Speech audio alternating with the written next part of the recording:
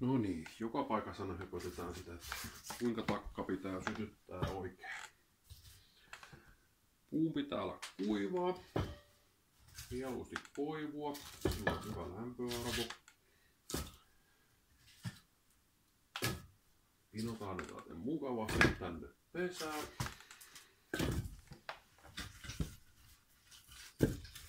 Ei oo niin justiinsa.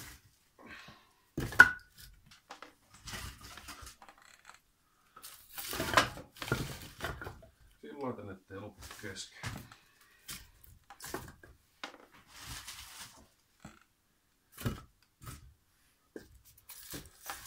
Noin.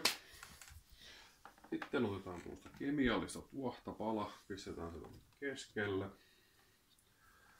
Syttyy joka puolelta sitten hyvin. Sitten tikkuperä.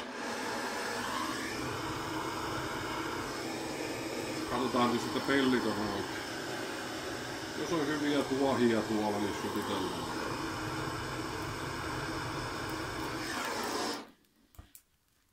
Noin. Sitten luukku kiinni.